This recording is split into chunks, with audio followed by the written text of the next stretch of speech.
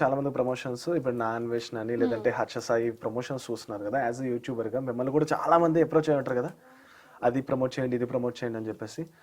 So కొంతమంది మీకు కూడా కామెంట్స్ చేస్తుంటారు కదా, మీరు ప్రమోషన్ నుంచి వచ్చే డబ్బులు ఇలా మీరు బ్యాడ్ గా ప్రమోట్ చేస్తున్నారు, చాలా మంది నష్టపోతున్నారు, ఇలా ఏమైనా అన్న వాళ్ళు ఉన్నారా? నేను ఎప్పుడు బెట్టింగ్ యాప్స్ ని ప్రమోట్ చేయలేదండి. బెట్టింగ్ అనేది ఒక ఎడిక్షన్. సో అది ఎవరు ఆడతారు అంటే డబ్బు లేని వాళ్ళే ఫస్ట్ ఆడతారు. ఎందుకంటే వాళ్ళ దగ్గర 100 రూపాయలు ఉన్నప్పుడు మనము కష్టపడకుండా డబ్బులు రావాలని వాళ్ళు ఎందుకు కోరుకుంటారంటే లైఫ్ లో చాలా ఫెయిల్ అయ్యి ఉంటారు.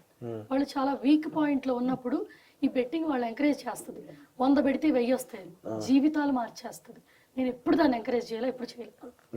సో ఆ చేసే వాళ్ళకి రిలేటెడ్ గా కూడా నేను మాట్లాడదలుచుకోవట్లేదు. ఎందుకంటే ఇప్పుడు వాళ్ళని ఇష్టపడే వాళ్ళు నాకు మళ్ళీ ఎనిమీస్ అవుతారు.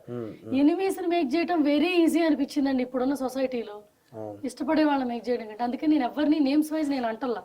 ఇప్పుడు మీరు అంటున్న పేర్లు కూడా వాళ్ళు నాకు తెలియదు. ఇప్పుడు మీరు అంటున్న హర్ష సాయి నా అన్వేషణ అన్నారు కదా, పర్సనల్ గా నాకు తెలియదు. మీరు అంటున్నట్టే నాకు ఇలా వీడియోస్ పాపప్ అయితే చూశాను.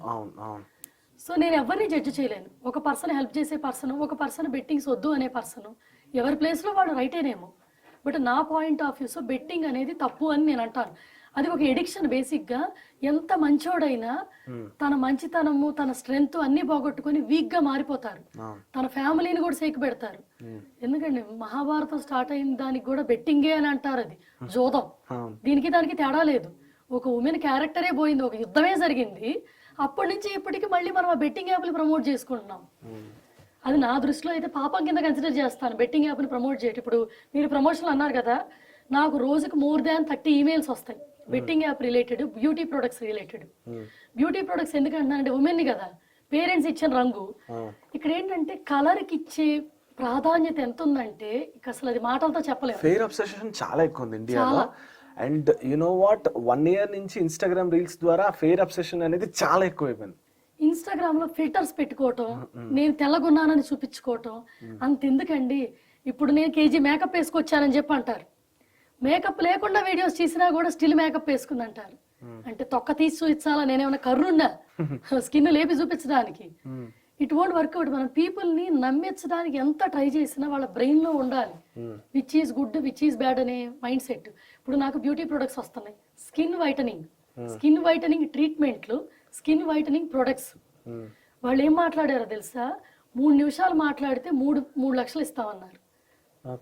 సో మీరు 10 నిమిషాలు వీడియో చేస్తే మేము 10 లక్షలు ఇస్తాం ఆమె చేయమన్నారు. డబ్బులు కక్కుర్తిపడి చేసామనుకోండి, కలర్ తక్కువ ఉన్న వాళ్ళందరూ ఆ ట్రీట్మెంట్కి వెళ్తారు. నిజంగా కలర్ వస్తారా? నిజంగా కలర్ వస్తే అసలు భూమి మీద ప్రతి ఒక్కళ్ళు రంగు ట్రాన్స్ఫార్మ్ చేసుకుంటారు. అది మార్చుకున్న తర్వాత వచ్చే సైడ్ ఎఫెక్ట్లు ఎవ్వరు చూడరు. అసలు వాళ్ళు ఏమంటే వాళ్ళకున్న కలర్ నాకు బాగోలేదు అని మార్చుకునే పొజిషన్. అంటే వాళ్ళని వాళ్ళు ఇష్టపడట్లా. అలాంటి పొజిషన్ కి ఉమెన్ ఎందుకు తీసుకెళ్లిపోతున్నారు? వాళ్ళ మార్కెటింగ్ స్ట్రాటజీ, వాళ్ళని వాళ్ళు డెవలప్ చేసుకోవడానికి. ఫేస్ క్రీమ్స్ ఉన్నాయి, అది కూడా నా దృష్టిలో తప్పు అంటారు. ఫెయిర్ అండ్ లవ్లీ, అసలు fair and lovely is a scam. అది రాసుకోవడం వల్ల రంగు వచ్చేస్తుందా? అంటే